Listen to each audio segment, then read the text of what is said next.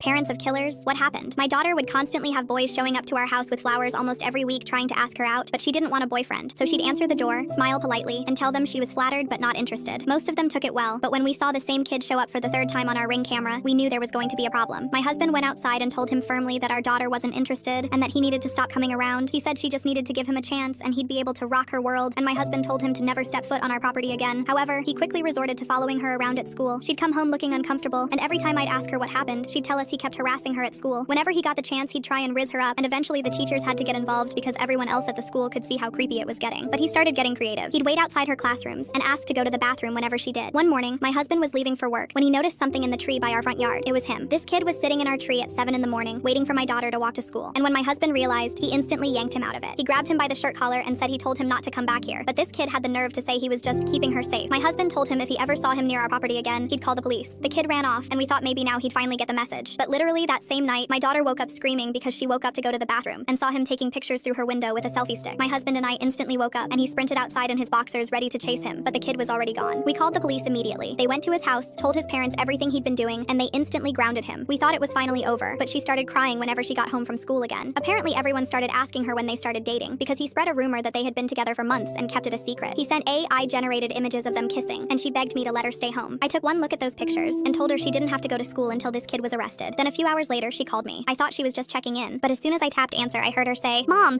please come home, Mom. I'm so scared I don't know what to do. She was crying her eyes out and could barely form a sentence. Baby, what happened? But when I got home and saw the police there, I knew it was bad. Apparently, since everyone was convinced they were dating, he thought she would finally give in, so he broke into our house after he waited for me to leave for work. He walked through our house calling out for her, saying he'd only hurt her if she resisted. Then, she finally found her in her room. What he didn't know, however, was that I had taught her how to defend herself. He was gonna try and force his way onto her, but as soon as he did, he felt a sharp pain in his stomach. She had been hiding a large kitchen knife under a pillow in front of her, and he unknowingly leaned right into it. The ambulances didn't get there in time.